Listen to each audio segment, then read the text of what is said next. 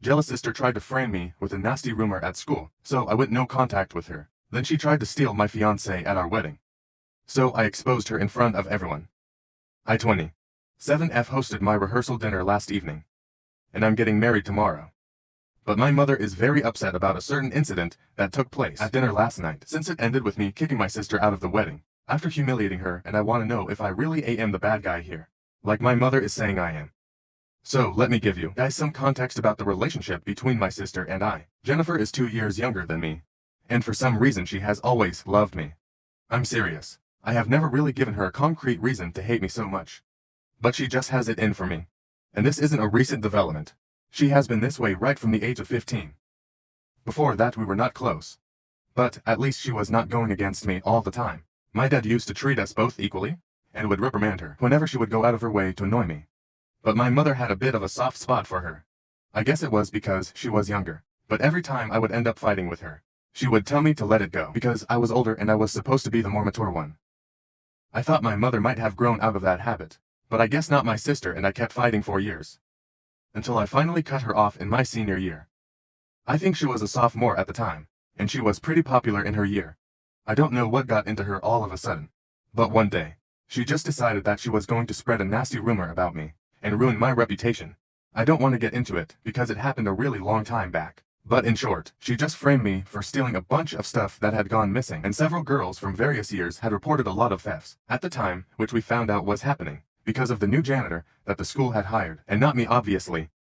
Jennifer got it into her head that she was going to spread a rumor about me being a kleptomaniac, and said that in all probability, I was the one who was out of control, and had started stealing from people at school. And she was pretty popular, so this spread like wildfire. And you guys know exactly how cool kids can be. It led to a lot of bullying, name-calling, and it was a really terrible couple of weeks for me.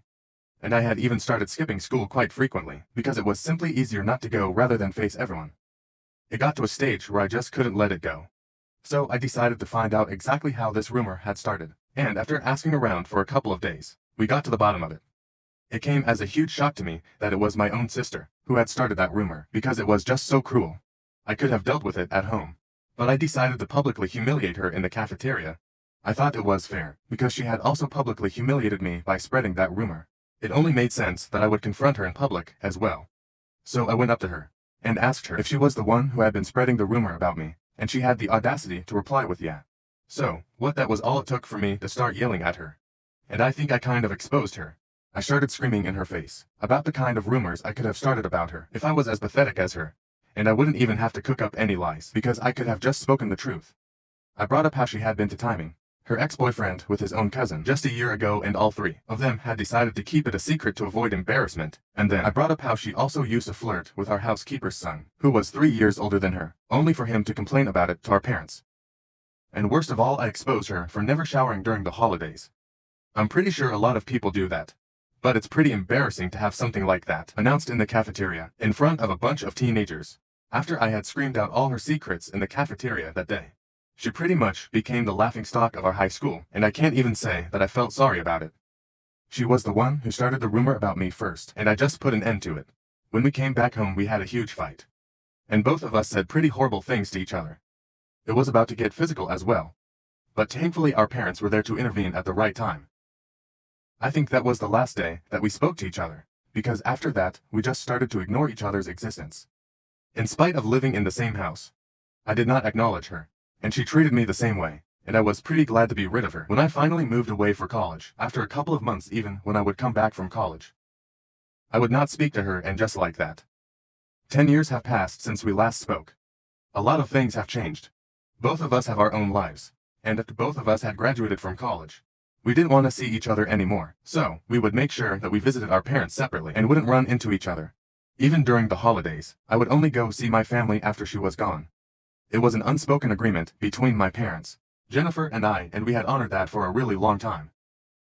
But then 2 years ago, my dad passed away from an aneurysm in the middle of the night. We were all together for his funeral, and that Jennifer and I decided to put our differences aside, so we could be there for our mother. For the past 2 years, at least on the holidays, we have gone home together, and it's been really awkward with just the three of us, but my mother tries to work with it. I was just thankful that I had my fiancé and my boyfriend, Jacob, as a part of the family dinners for the holiday. So, we could cut the tension. After my dad passed away, I would say that Jennifer and I had tried to hate each other so much, or at least pretend that we were getting along for the sake of our mother. So a couple of months back when I got engaged, my mother talked me into inviting Jennifer to the wedding as well. Initially, I was quite against the idea, but Jacob told me that it might be nice to have her because it has been 10 years since we had our last fight, and since we are embarking on a new journey together, it might be better to bury the hatchet. As corny and sappy as it sounds, it kind of worked in while we were creating the guest list. I decided to add my sister to it. I did not invite her to any other events, not the engagement party or the bridal shower, because that was only for close friends and family, but I decided that it would be nice to invite her to the wedding. When she received her invitation, she was nice enough to thank me for it, and even said that she hadn't been expecting one, but she was grateful that I was willing to put everything in the past. Because of her behavior, I had no reason to suspect that she might be up to something. And honestly, 10 years have passed since that incident from high school, so I think everyone should be over it by now. Currently all my guests and of course, my fiancé and I are in the hotel that we had selected as our venue. It's a little distance away from the city, and we have been here for 2 days, now the day before yesterday. Most of our guests had arrived by the evening, and we had a welcome party for everyone who had come from out of town. At the welcome party, I noticed that Jennifer had been quite social with everyone, and she seemed to be having a good time. She even took a bunch of photos with me, so up until that point, I was feeling good about my decision to invite her. But that changed by the next morning, because in the middle of the night, my fiancé came to my room, and showed me a letter that Jennifer had sent to his room. My fiancé and I are staying in separate rooms, because my mother and his parents are all kind of superstitious and think it's bad luck for the couple to be staying in the same room before the wedding. In fact, his room is on another floor altogether. And it was around 1 in the morning when he showed up in my room, so it was pretty late. The welcome party had gone on until midnight. But after that everyone went back to their own rooms. I was also just about to go to bed, when Jacob started knocking at my door, and when I let him in, he handed me the letter. I could easily recognize Jennifer's handwriting. It's pretty unique and I instantly knew something had gone wrong. Jacob told me that he had been getting ready for bed when about 15 minutes ago, a member of the hotel staff brought this letter to him. He told her that the lady from room 306 had sent him, and that was Jennifer's room number. So, even though she hadn't signed her name, we all knew it was her, I guess. She hadn't been counting on Jacob and I having a good and healthy relationship, which is pretty stupid on her part, since we are literally about to get married. Since she had literally started the letter by saying that she wanted this to remain a secret between her and Jacob now. Coming to the contents of the letter, it was pretty shocking even by her standards. I knew that she had hated me in the past, but I thought that she would be over it by now, since her behavior had been pretty normal. But in the letter, she had gone into great detail about the kind of animosity between us in the past. The only thing that she had changed was that instead of being truthful, she had switched our rules. She had made it sound like I was the one who had started hating her, for no reason, and went out of my way to bully her. She even talked about the incident from high school, and said that I was the one who had been spreading nasty rumors about her, and just because she had called me out on it in public, I had felt humiliated and stopped speaking to her. But she did not stop there. She came up with a bunch of more lies, and said that even after I had stopped speaking to her, I did not let her live in peace, and every time that I would come back home from college, I would hit on her boyfriend, and eventually, that 2 of them ended up breaking up because of me. She claimed that I had traumatized her, and been nothing short of a nightmare to live and grow up with. And the only reason she had decided to attend this wedding was because she knew that Jacob was a good man, and that he deserved better. So she felt like she couldn't let him ruin his life by getting married to me, because even though I was being nice right now, I was going to show my true colors pretty soon, and she did not want that for him. I would still be less surprised by this letter if she hadn't mentioned that she would be willing to elope with Jacob, if he wanted to, because in spite of the fact that she had spent limited time with him, she had started to fall for him, and she felt like the only reason the universe had brought the both of us together again was so that she could find Jacob. She ended the letter by telling him that she would be waiting for him after the rehearsal dinner in the parking lot, since she didn't want to be caught by any of the guests, and they could discuss this there. So, it was a pretty shocking letter. And Jacob told me that he had come to me as soon as he had finished reading it. He literally looked sick to his stomach. And it was kind of ironic, but I actually had to comfort him. He started apologizing to me profusely, because he was kind of the one who had talked me into inviting her, and letting bygones be bygones. And I don't blame him for that. Let me just make that clear. Since I think any normal person in their right mind would want us to clear the air, because we are adults now and I'm almost 30. I don't want to keep holding on to high school drama, but it's evident that Jennifer does. Jacob was shocked, but I was infuriated, because she had pretended like everything was fine, and tried to take advantage of the fact that I had started to trust her after so long again. But I guess even after a snake has shed its skin, it's still a disgusting snake. And that's the case with Jennifer. So I decided that was going to repeat itself. And once again, she was going to be humiliated and I was going to make sure of it. I told Jacob about my plan and he was on board with it. And if I'm actually being honest, he didn't even care because he was simply just disgusted and creeped out by the psychotic way my sister was behaving. It was really disappointing because Jacob had been my boyfriend for the past 4 years. And everybody knew how much I loved him, so I guess this was her way of getting back at me or something. Anyway, the plan that Jacob and I had come up with was relatively simple, and I guess some people might have already guessed what we did. After spending around half an hour with me in my room, Jacob went back to his room and made a call to Jennifer's room. He told her that he would be willing to discuss this after the rehearsal dinner in the parking lot as she had said. He told her that at one point he would ask for whiskey on ice, and that would be the signal for her to excuse herself, and he would meet her 10 minutes later. Then last night after everyone had been served dessert and stuff, my fiancé asked for a whiskey on ice, and immediately Jennifer excused herself to use the ladies' room. So, we knew that our plan was working, but instead of heading out, my fiancé and I stood up and made an announcement about the letter. In its contents, needless to say, everyone was shocked, but we did not have time for that. And we told them that currently, Jennifer was waiting for Jacob in the parking lot, and if anybody still had any doubts, they could come with us and see it for themselves. I'm pretty sure that nobody had any doubts, but they still followed us to the parking lot, and when we finally found Jennifer, she was stunned for a couple of seconds, like a deer caught in headlights. Once she came to her senses, she made a run for it, but it was pointless. Everyone already knew the truth, and we had accomplished what we had set out to do. It was pretty chaotic after that, because nobody knew what to do. So I sent everyone back to their rooms, except for my mother and my in-laws with them. I went to the room that Jennifer was staying in. I wasn't sure if she would be in there, but she was, thankfully. We had to knock on the door several times before she finally opened it. And her face was all red and splotchy, and when she saw me standing outside, she tried to attack me, but Jacob pushed her back. And I told her that I wanted her out immediately. She didn't even reply, she just went back inside. And we saw that she had already started packing, so I didn't even need to tell her to leave. It was my mother who took it the hardest. She started having a breakdown in Jennifer's room, and started asking her why she would do such a thing. Since we were all convinced that she didn't even like Jacob, she just wanted to stir up drama against me. Jennifer did not reply. She just quietly packed her things as quickly as she could and then left after she was gone. There was not much to discuss, so my in-laws went to bed. But my mother stopped Jacob and me before we could leave. She told us that she could understand that we were because of what Jennifer had tried to do.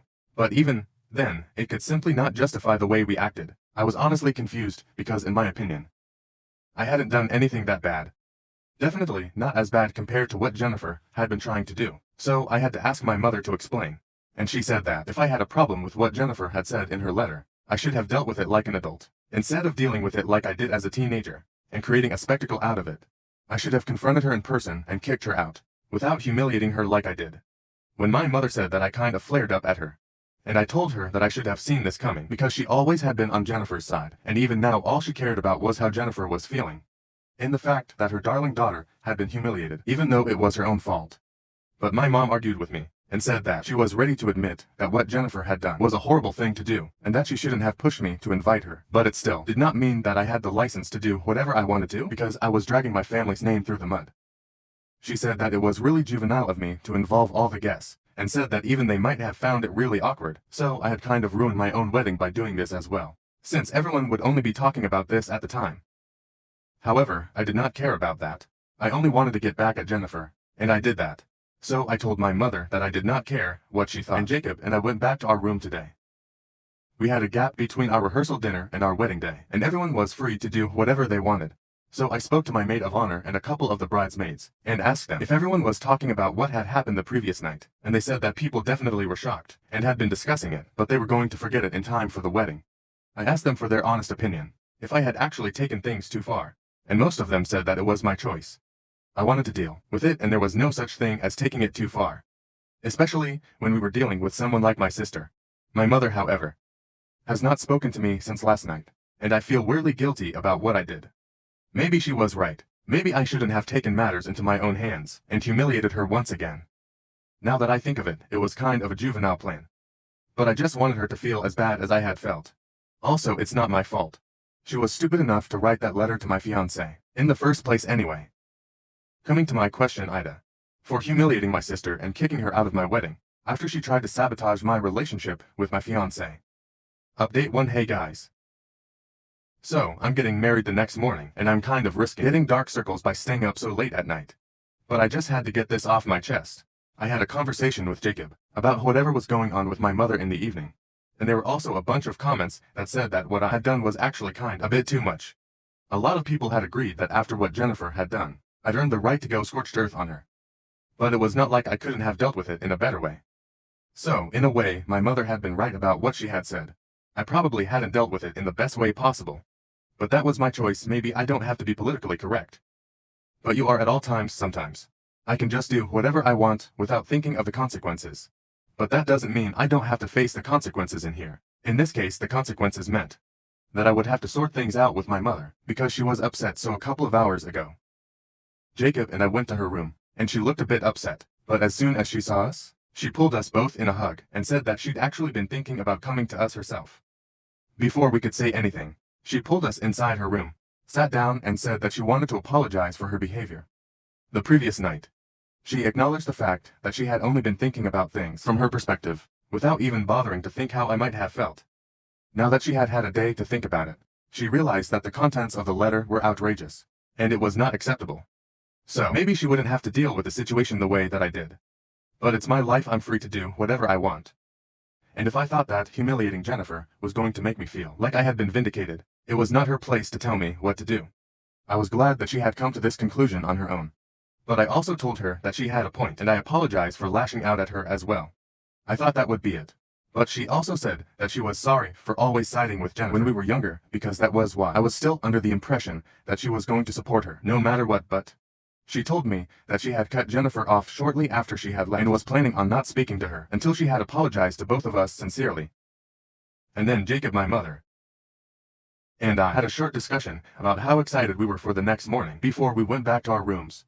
So, I'm pretty glad that I decided to take the advice here and talk to my mother. It definitely paid off. And now I'm gonna get married as a happy woman. Update to hi. So, I got married to Jacob last week, and I really thought that the whole thing with my sister was over. I mean, she had already been humiliated and kicked out of the wedding. So there was literally no reason for her to come back and try to start drama with me again. But she just keeps coming back for seconds. I don't understand why this time. She made a Facebook post saying that the only reason she had suggested that Jacob make a run for it with her was because I was a terrible human being, and she wanted to give him a chance at a better life. And she thought that she was doing the right thing. And she also mentioned that apparently, Jacob had been dropping a lot of hints every time they met. That's obviously a very blatant lie. I trust Jacob more than anyone, and I know for a fact that he would never do anything to break that trust, and I think that he has proven his loyalty to me more than once. So I don't understand why she is still trying to make me question it. When she put up that post, I couldn't see it because I had blocked her everywhere, so a couple of relatives had to send it to me. But they knew the truth as well, since I had read that letter and everyone had seen that it was actually her handwriting. So they jumped to my defense as soon as she made that post, and everyone just started demolishing her in the comments. And people just kept sending me screenshots of her getting completely demolished. In the comment section, I don't even have to do anything. I just have to sit back and watch the drama unfold. I guess she couldn't keep fighting with everyone anymore. So she took it down about half an hour back. Jacob and I couldn't stop laughing after we realized that she had to take it down because nobody was willing to buy her crap anymore. It's just sad because if she apologizes to us, she will be able to get back her relationship with our mother, the only person who will have her.